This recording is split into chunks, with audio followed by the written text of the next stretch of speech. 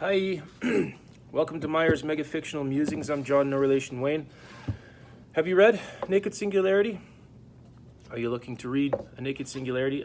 I clearly don't know. I'm just here again to offer some reflections on sections of the book, what I thought about it, and hopefully you are intrigued by that or whatever, trying to do this book justice. I do want to read some parts from it as well. All this without, spoiling anything or giving too much away, if that sort of thing really matters to you, of course, right? So I'm very excited now. I've got a little bit of structure to this video once again, and I do need to just apologize in advance. Thinking about why I created this channel and, the spirit behind it in my heart and mind is just to share my passions, right? And so I love music as much as I love literature and books. So once again, I'm going to do some dancing with my kids in this video, short little introductory things, and just highlighting some bands or singers or songs that I think are a little bit under-acknowledged that perhaps you might like. So yeah, thanks for that. Let's get rolling. Don't you wanna shake it? Shake it till you nearly break it. Flip it and reverse it. Lean back, break it down, get work it. Can you see me doing my thing? Looking so fun, I'm making it rain. Here come the thunder, there for the lightning. Moving so good, it's frightening. Oh! Yeah, so I knew right off the hop, you guys, that I was gonna love this book. I posted something on Instagram, a short little video, just my reactions to the first chapter. What I did is I ended up going back and rereading pretty much the whole thing. I don't know, it was like 10 pages or something, but some of the best reading I had ever done, without exaggerating. So I kind of did that so I could acknowledge my own exhilaration about what I was going to jump into, knowing that I just wanted to get the most out of it as I could. I wanted to keep notes, but then I also kind of wanted to let it wash over me. So, and then also as I got going, I really noticed how much I was learning early on too, specifically about the American criminal justice system. In the first couple of pages, he takes a break from the text and defines this body's definition for us. And what it is these people going in and out of jail in the courts. And so, yeah, and then you just learn all about these proceedings and protocol for district attorneys and defense lawyers and trials in general. So this is all stuff I had no knowledge in or interest too much for that matter. But De La Pava had me reading and really, really engaged. So there's that. Yeah. So it was interesting stuff, more detail, just talking about these, Casey represents these 15-year-old kids living on the poverty line. They're forced by their single parent to, go out and get some money. We have to survive here. And these kids are found selling drugs, and often they're nabbed for just simply being nearby someone who is, dealing drugs. And so it's a very interesting look at that criminal justice system. So I was just completely right into it from the start. And as has usually been happening, I find myself wanting to, quickly tweet stuff or just, capture a piece of text for everyone and share that, or, jump on Instagram and do something just to, share my enthusiasms, which is always hard for me to resist. And it's a wonder-inducing book, when you're reading, and I think my wife got me again, just like, you okay? And I was, you get lost in the reverie of just whatever, thinking about his writing. It's really thought-provoking stuff often, and you get that wonder face, look like an idiot. And yeah, so it's great stuff. So I joined Twitter back in May of last year, and over that time, I think I would say that most of the people I've interacted with seem to be fans of more hardcore or rock music or whatever. So structure, language, and accessibility is brought to you by Propagandhi.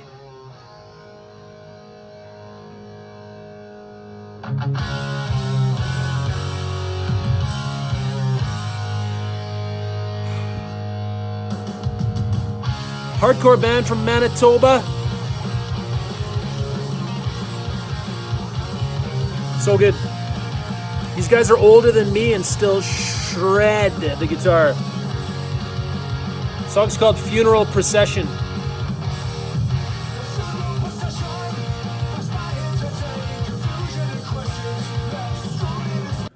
Okay, I always feel compelled to just discuss the structure and language and how accessible a novel is. So if I'm forced to categorize this book, which I don't like doing, it would be in that spirit of the novels I've been reading lately, postmodern, difficult, experimental fiction, what have you. There are elements of unreality. There are long digressionary sections. There are quirky characters and scenes and situations. But the book is laid out structurally perfectly, honestly. Like, for me, it's a pretty long novel, but it doesn't read like that at all. Because De La Pava mixes up his delivery so nicely in this novel. Like, just when I was starting to get fatigued or perhaps short of time for whatever reason, there would be like a paragraph break or a section break or just a small gap in the text even, or end of chapter. So it's almost like he was aware of when I needed a break. So that was great stuff for me. Hopefully it is for you too. The novel is split into 3 pretty even sections in total, with 33 total chapters, varying in length. And some of the different types of form in this novel, he mixes it up, as I said. So we've got courtroom transcripts, sometimes the odd list of something, little descriptions of dreams, even short ones in italics. There's little epigraphs at the start of every chapter. So there's it's great stuff. And there's a lot of dialogue throughout this novel, some of which is quotation marks, some don't. And it always seems to work out. And one of the other things I loved, you guys, I don't know if this is for everyone either, but he also employs the triple dots, a la Infinite Jest, where it's just a ... in the dialogue, which I've always kind of taken to mean, a sort of like blinking, confused, or discombobulated look. I've always loved that for some reason. So he does that a little bit. But regarding this category, I guess the main thing I want you guys to understand is that, again, the structure and format is very effective, and I don't think it's ever imposing or carries on too far in any way, right? So whatever you might have heard online or read about this book being a difficult, complex, tough novel, you should probably just disregard that, honestly.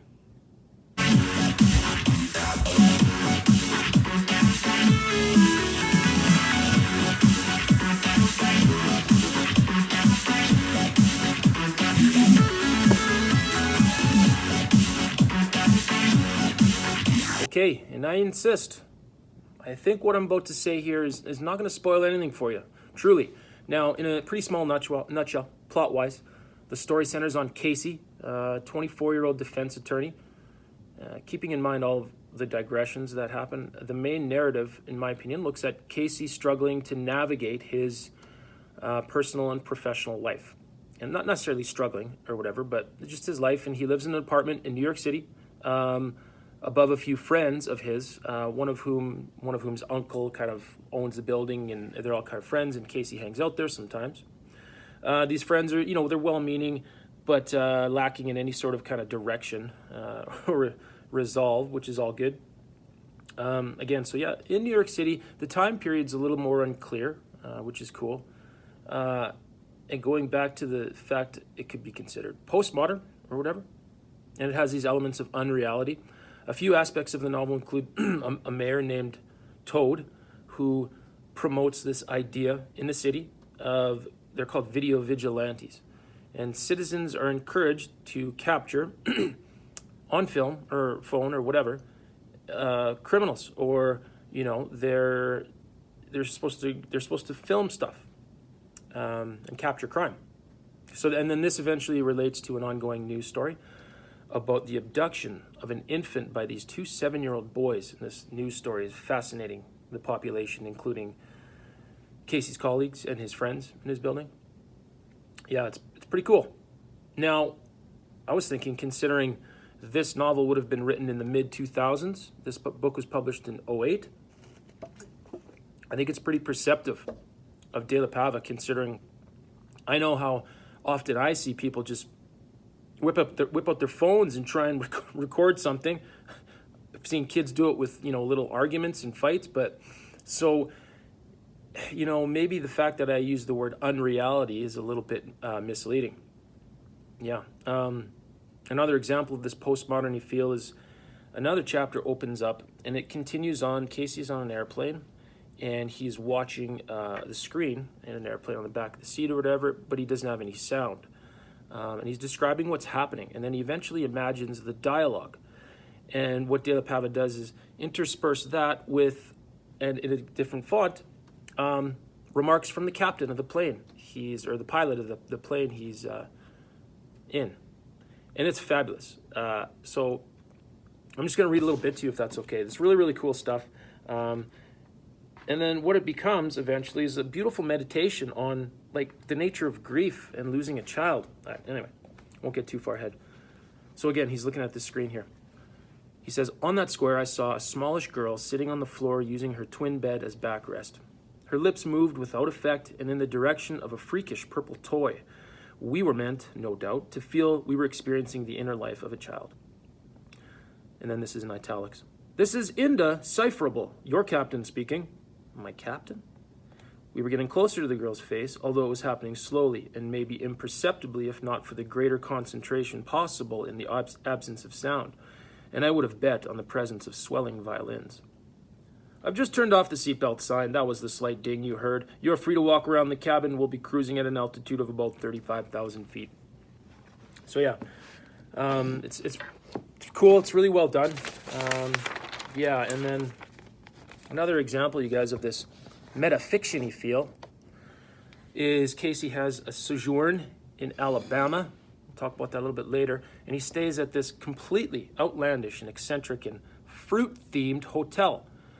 It turns out this hotel is very, very busy and full because of a serpent convention Casey's caught in the middle of. So serpent is an acronym, and it stands for the Society of Egalitarian Reptile Protectors Entitled to New Technology. Yeah.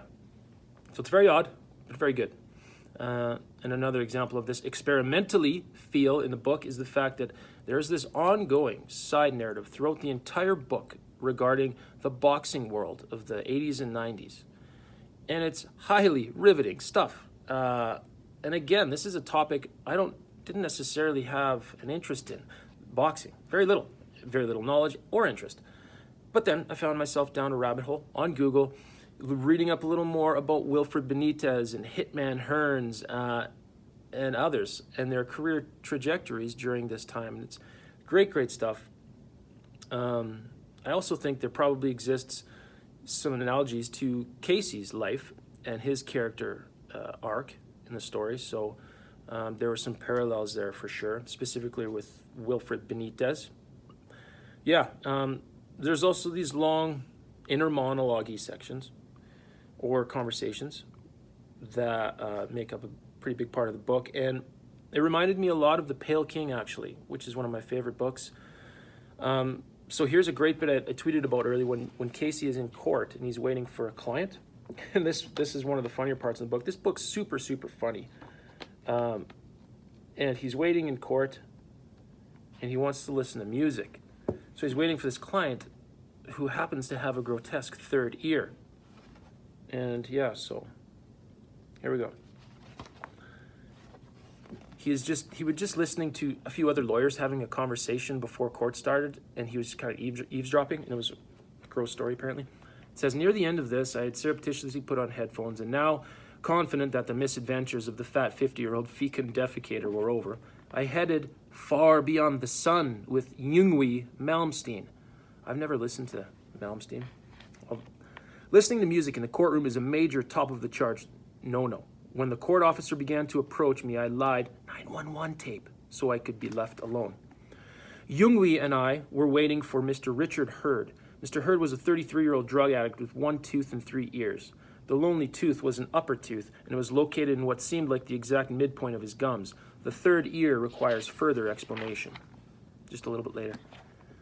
Now, still waiting to be horrified, I raised the volume to a dangerous level and crouched forward to blot out the outside world, only occasionally raising an eye to watch for Hurd. The keyboard interlude was done, the guitar taking over its final lick, and now the comparatively slower playing was beyond tasty.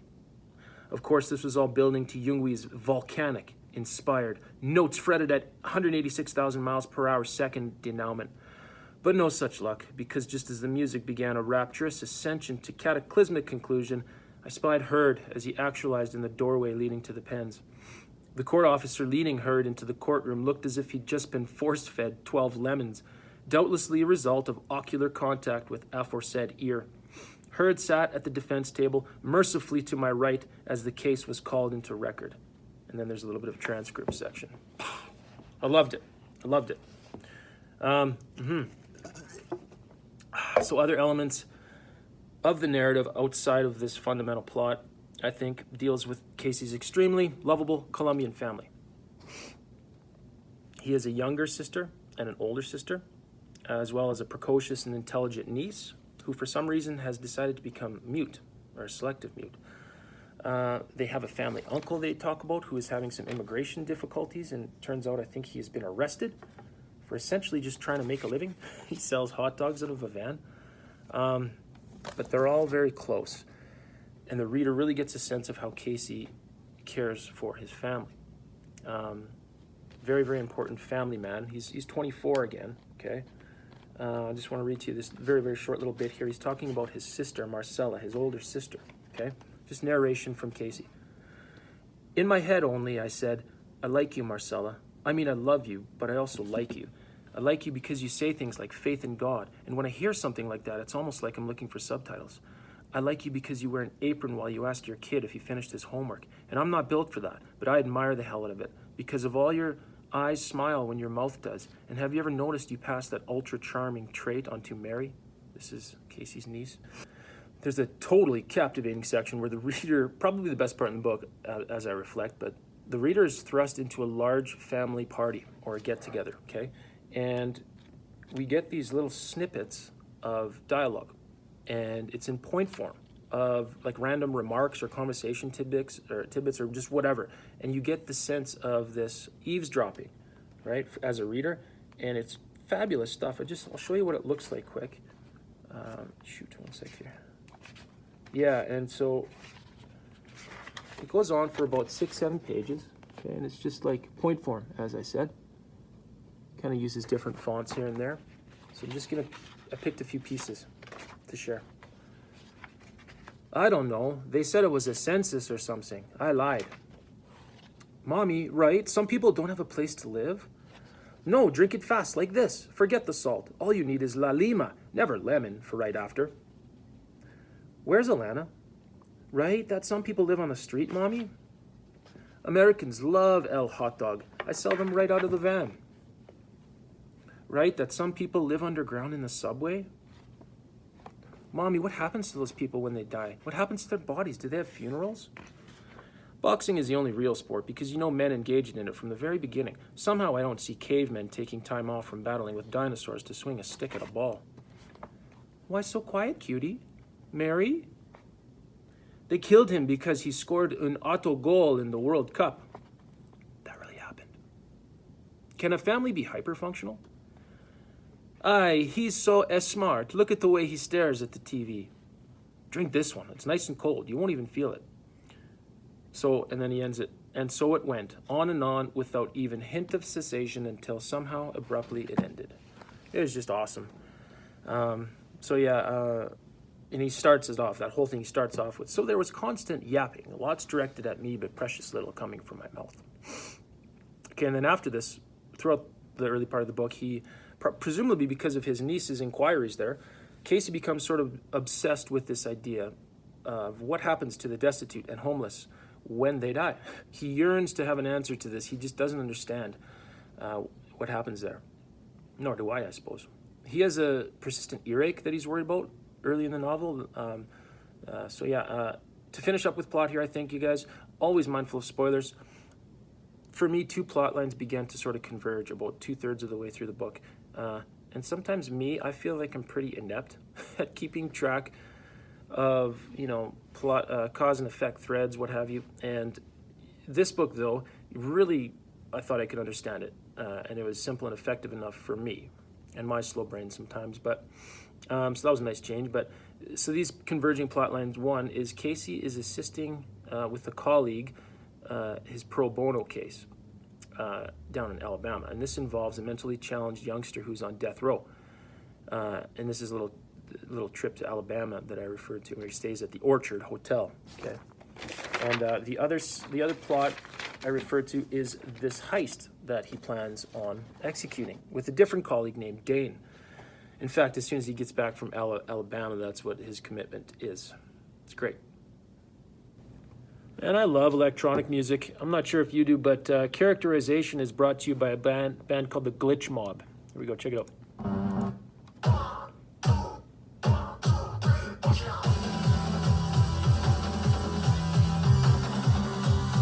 It's electronic three-piece from LA, the Glitch Mob. Fabulous.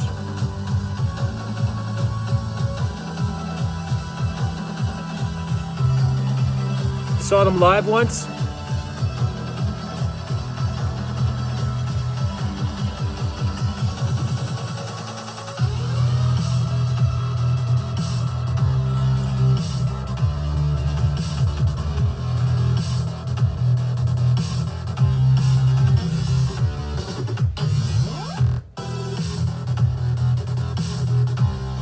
Yeah. The characters are all very well drawn. And Casey, for sometimes elusive reasons actually, he's one of the most noble and likable, lovable characters I have ever read. Plain and simple. No doubt. His qualities emerge a lot when he is with his family, and these sections are like oozing with tenderness and sincerity, for sure. Casey's the type of person who follows through on his commitments. You really get that sense. He gives 100% of himself to whatever task, or tries to whatever task he has. So he's great. And the best thing about Casey, in my opinion, is that he truly listens to people, you guys. Like, he's very, very present. And as he interacts with, these droning colleagues, his cute little 5-year-old niece, the criminals, his clients, at one point he decides to commit to helping this colleague Dane with this pro bono case. He devotes himself 100% to it. Yes, and he goes and he visits actually, and he corresponds with this kid on death row. His name is Jalen King, and he spends hours and nights driving himself crazy writing this. I guess it would be a letter of appeal to the courts, because apparently there's a law that they're confident will, have him leave death row in Alabama or whatever. So it's pretty interesting stuff. I think he's also somewhat impulsive, though, in a good way, Casey. There's this one scene where he joins, a memorable scene. He joins a game of wiffle ball that some kids are playing when he walks home one night. And it's right out of a scene from one of my other favorite novels, Fortress of Solitude by Jonathan Lethem.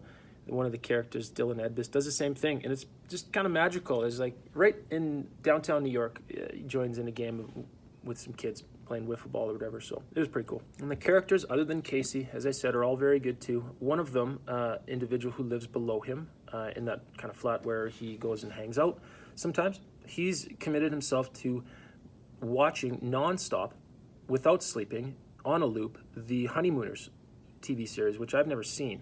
But he's going to do this, and he's resolved to do this essentially because he wants to see the character Ralph Cramden become like a real entity in his life. It's really interesting and odd and quirky, but so I got a sense of I've thought of Infinite Jest, because here's a guy basically immobilized almost and disassociated from reality because of the entertainment. Samizdat, right? Another character who's a different colleague, Toomberg, I think, this Dane guy that he's doing the heist with, right? He's the brainchild of this heist. They're going to steal millions of dollars. And he kind of tries to rope Casey into it with these like strangely compelling reasons, like philosophical, logical, matter-of-fact reasons and approach to try and rope in a reluctant Casey. And there's some lengthier sections in the book talking about their plans for this heist. And I couldn't help but think of a scene from Office Space, for those of you that have seen Office Space. Hilarious movie, one of my favorites. There's this part with Michael Bolton, Peter Gibbons, and Samir Nainanajah. They've decided to steal money, right? And Michael Bolton goes, I don't understand how it is that all these dumb Neanderthal criminals can be so good at crime and smart guys like us can suck so badly at it. And it's comedy gold for sure. They have this idea to use swords as their weapons going into this heist. And so as I said, they sort of plan and discuss it, but they decide they're going to get swords to look badass. And this is a really funny part here, okay? All right, so he's like, so this is Dane. They're planning, they're discussing, they're talking. Dane's like, we're gonna go get a drink first. He's like, fine. To continue, at 2:15, we meet at the 24-hour bodega. We have a Yahoo. What? Or similar beverage. At 2:30, we go to 402. We use this gold key to get in. On the top floor, we change. We get our swords. Oh, by the way, did you decide what sword you want? The night before, Dane had, at my request, left the 2 swords for me to inspect. One was an excellent curved Japanese katana, the other a brilliant medieval gladius that, while maybe slightly wider than I would have liked, was considerably easier to use one-handed. Both were beautiful, well-proportioned and sleek, almost swinging themselves the instant you broke your wrist. Light and savagely sharp. So I stood in front of my mirror in varied feral poses of aggression, trying to determine with which I looked cooler and coming to the conclusion that I wouldn't mind terribly walking around with a sword in my hands at all times. I'll take the gladius, I said. Is that a beauty or what? Good choice. The batons will be there, the cameras, the bags, the rope. We'll go out on the roof for 402. We cross the roofs to 406. That takes us up to the 8-foot gap. Oh, let's get this off.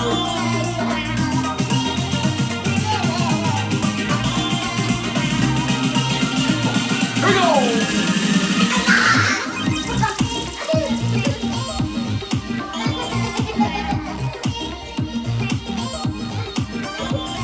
Yeah, so as I've been musing, there's another booktuber, excellent booktuber, you guys, named Derek Main. I remember he mentioned in one of his videos, and he would disagree with this then, but I am in fact a pretty big nerd, and I do like ranking books and things and music and lists and all-time scores and ratings, and yeah, so bear with me while I rate this book in comparison with some of the stuff I've been reading lately. It's a 9 out of 10. It's a 9 out of 10, no doubt, easily. I would place this book ahead of Bubblegum and well ahead of Novel Explosives, although those 2 books were fabulous in their own right, for sure. So this is, in fact, a quadruple M Myers Megafictional Musings masterpiece. Yeah.